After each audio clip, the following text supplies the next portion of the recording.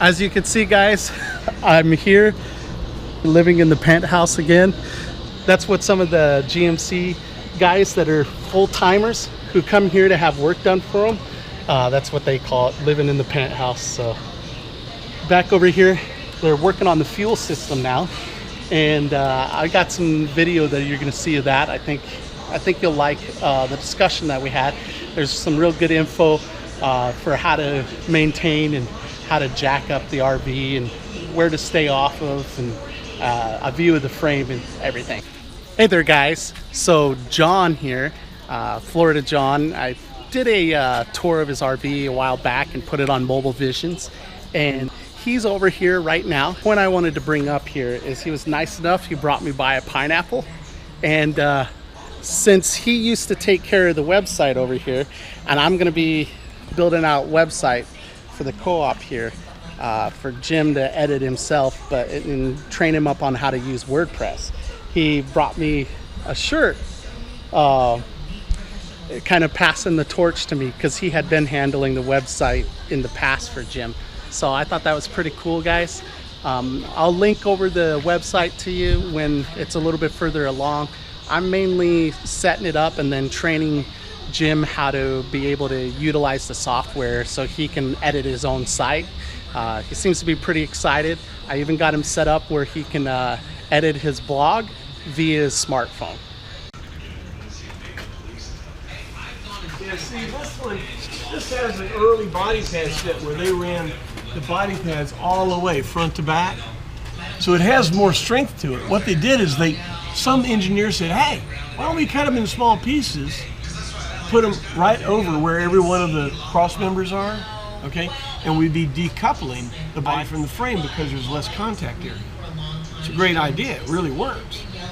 The first couple of years, they had a full body pad front to back. You say, oh, well, that's good. It's all contact. It's all supported. But you can see that it did crush down anyway. It has crushed down a little bit, but it's complete contact. All vibration from the frame goes to the body. Okay. So they changed that. So $50 for a body pad kit, and when he's got all this stuff out, is when you can do it. Okay. And you can do it quicker. Okay. Okay. So it will be a quieter ride. It'll be a smoother ride by taking that out. All right. Now, on the other coach, remember we were looking at those little squares? They were falling out. Okay. Little was crushed. Yours is not crushed, but still, the decoupling will help a lot of things, and you'll have that gap to run hoses all over the place. Okay. So that's what we want to do. So One more question. Exhaust system, I'm doing Yes. that too? Oh yeah, it's Okay, heinous. so I can get rid of all that too? Yeah, cut it out. Okay. yeah. If the big, nah, it's all right. It's all I'll right. shut up now. Well, there's no point in having rotten stuff, right? Well, I try to save where I can, but just Yeah. some things. I mean, we're here. I mean, look broke. Whether I'm doing it next year or Yeah. now, right? And that ain't gonna heal. Right. I'm just not saying. Yeah. it's I'm not just gonna saying, heal. right? Yeah, I'm just saying that ain't healing. No, both of the rubbers are blown out. Yeah. It's got manifolds. Are they still alive? Well, I put the gaskets on them, but Okay. I haven't seen any cracks. All right. Well, let's just whack it But right I here. haven't got down with my magnifying glass. Okay, well, let's whack it right here and put it in. And then after we get there, the problem is, the exhaust manifolds are like small noises, maybe. You can't hear them until you get all this noise out of the way. Okay. All right. So we're gonna put this on, see what we got. If This- you're hanging in there, we can wait. Okay. Okay, if not, if it's making noise, well, Okay. another $400 for headers. All right. So, there we go. We're gonna do body pads. He's gonna drop the tanks right now. Okay. We'll do the body pads, then we'll 415 it, pressure wash it, clean it, 415 it, undercoat it, Okay. put the tanks back in, exhaust. Okay. So we can hold off on the tank for a while. It looks a little bit okay. It's hanging, but this will be an expense down the road. Okay. But we're not going to worry about it now. All this comes out, the tanks come out. We're going to get a really good look at that today. Okay. All this stuff. You can say, well, this is kind of bad, but when you see a hose with a bolt in the end of it, it's not a good idea. Right. You know what I mean? Yeah. So we're going to put a new filter. That's a 10 micron filter. Put an AB solenoid, new AB solenoid, because we got to know that you can switch from one tank to the other. Right. You've got to know. So we're going to put another one of those in. That's 30 years old. And these hoses, they're not petrified, but I'll guarantee you they're not ethanol resistant. Okay. We're going to break on 3. Ready, break. The rail's right here. This is where you want to look for. See right here how they're nice and straight to each other? Yeah. If you, excuse me. No If you problem. see it where there's a gap here, Okay. it opens up. Rust is really, really strong. And if it starts to rust in there, it'll push that apart. Okay? This is beautiful. There's no, well, somebody put a jack wrong there.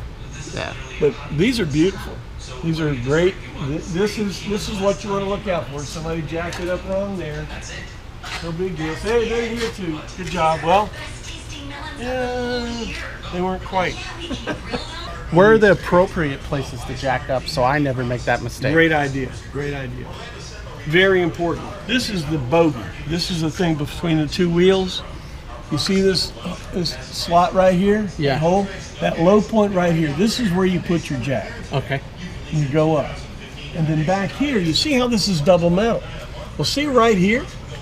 This has actually got a cross member and double metal. Okay. There's 2 bolts. 1, 2, right there. All right. Right there's where your jack stand goes. It's got triple metal right there. Okay. So you jack one side up, you put a stand.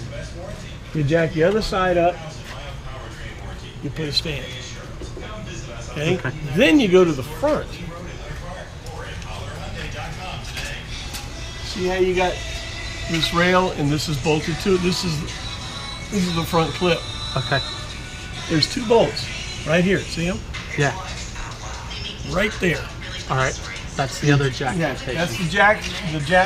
That's the jack stand. The jack location is in the middle. That big cross member. You never jack the front of this thing up one side at a time. You Okay. jack the whole front end up together. Okay. You put your jack on that big cross member right under the motor. Okay.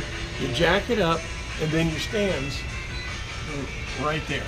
Okay. So you jack it up here, and you put your stands on the edge where those bolts come into the clip. Right where the double metal is. So if you jack up one side, you'll pop the windshield out. Okay. You got to go up Okay. together, and jack stand it together. Okay. Then when you go down, front goes down first, and then each side goes down. Okay. Real important. That's a good one. I'm glad you mentioned that. That's number 1 when you get a GMC. That would have been really unfun to have my windshield just pop out. It happened once. And I wouldn't be surprised if I was changing that tire and you hadn't told me. I would have just jacked up one side, popped my windshield out. What you want to have is somebody says, well, what kind of jack should I carry? If you look at the original jack, it's this huge long cylinder with a chain. Oh, I'm not hanging my motor over a chain.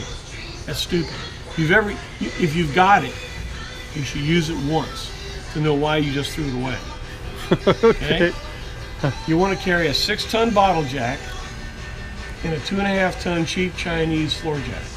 Okay. The Chinese floor jack gets it up high enough to get the bottle jack under it right here. Okay. See what I mean?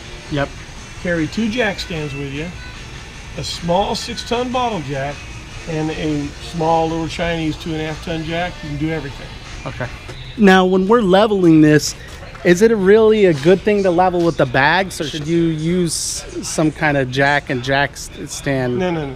The air system will be all you need to level with. Okay. It's all, and that's a whole other thing. You'll run out of memory in your camera when I tell you how it works. Okay. But if you know how to use the air ride system, man, it is great. It makes you drive better, makes you turn better. You're flat in the bed. I mean, there's so many things.